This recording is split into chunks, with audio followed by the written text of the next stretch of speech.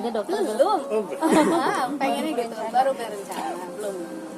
Jadi masih baru ngobrolan kita. dalam waktu dekat ini teh atau gimana? Memang sih plannya 1-2 bulan ini. Dari kemarin kita udah ngobrol, cuman ya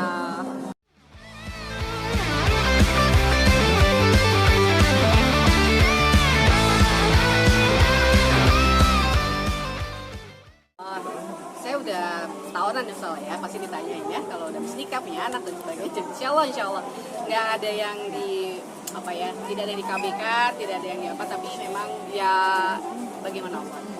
Kalau emang harus program, aku sudah ngobrol sama suami mencoba untuk program ya, kita lihat 1-2 bulan ini. Mungkin program yang diambil apa, mungkin bayi tabung kah atau apa? Belum tahu ya, mendingan konsultasi dulu sebenarnya. Karena dulu waktu aku hamil anakku yang pertama juga aku berjarak, artinya abis nikah nggak langsung punya baby. Jadi yang ini ya memang kan faktor umur ya, sekarang aku juga udah 48. Mungkin konsultasi lah ya kayak apa dan bagaimana, dan satu lagi yang penting adalah resikonya, karena kan bagaimanapun suami juga tetap bertanya kalau ini resikonya tidak baik ya apa gitu, karena kita sama-sama punya baby. Tapi alasannya aku punya keinginan lagi untuk rencana untuk program lagi. Makanya kalau pingin sih pingin ya, karena aku cuma satu nih gitu. Terus kalau ya Carly udah punya 2 anak gitu, tapi aku punya satu udah besar gitu. Kalau pingin sih pingin, tapi aku memang pentingin adalah kita siap. Artinya saya siap fisik ya, karena sudah berbeda kan gitu. Jadi yang makanya nomor 1 konsultasi, kalau kayaknya bisa, kalau kayaknya aman, kalau kayaknya semua bisa berjalan baik ya ikhtiar. Tapi kalau enggak ya sudah, kita pasrah yang terbaik. Jadi kata dokter gimana? Hasilnya dokter Belum. Pengennya gitu, baru berencana, belum. Jadi masih baru ngobrolan kita. dalam waktu dekat ini teh atau gimana?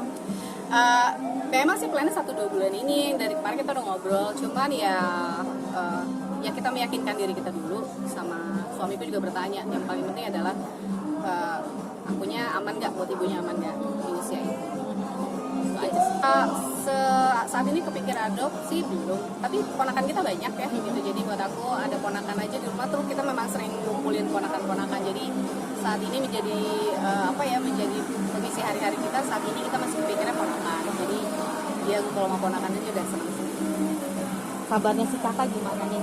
Udah gede. Kayaknya udah seperti adik kakak ya, bisa dibilang seperti itu. Memang hubungan kalian itu menjalinnya bukan sebagai ibu dan anak, atau sepertinya pasti ada batasan mungkin? Iya, kita udah ya secara kita memang ibu dan anak, tapi aku juga sama Dira mempolakan kita tuh juga tetap kayak teman, asik gitu ya, dan dia juga udah gede gitu ya.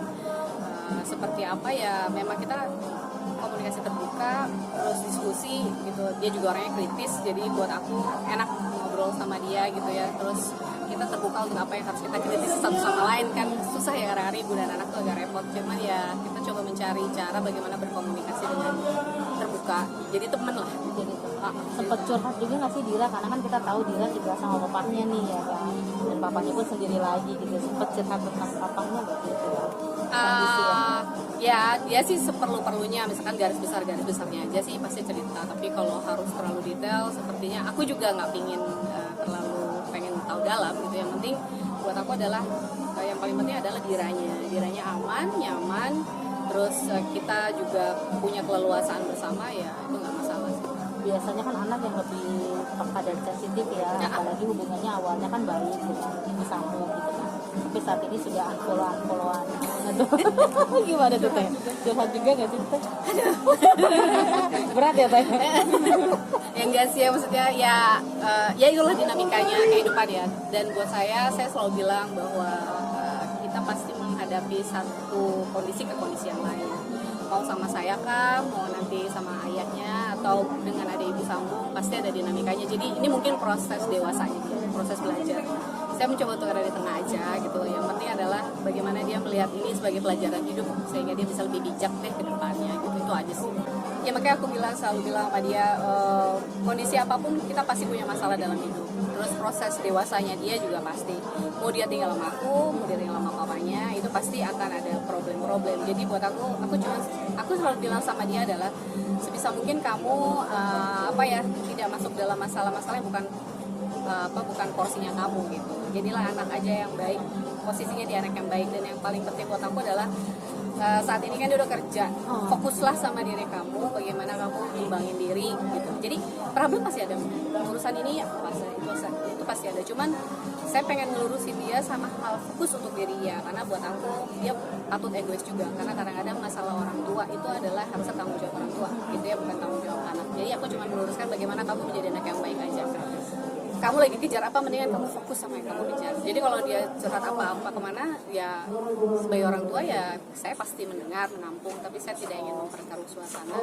Pasti saya balikin adalah bagaimana caranya kamu mengembangkan diri kamu aja di antara masalah yang ada. Kalau anak yang ibaratnya ibu bapak pisah kan memang pasti agak ekstra ya gitu. Cuman buat aku selalu balikin bahwa coba kamu fokus sama diri kamu. Aku selalu balikin ke situ karena buat aku penting buat dia jadi anak yang sukses ya. Ada perasaan kekhawatiran gak sih, apalagi ini anak perempuan gitu kan, dengan melihat mama papanya atau rumah tangganya gitu kan, seperti itu nggak sih?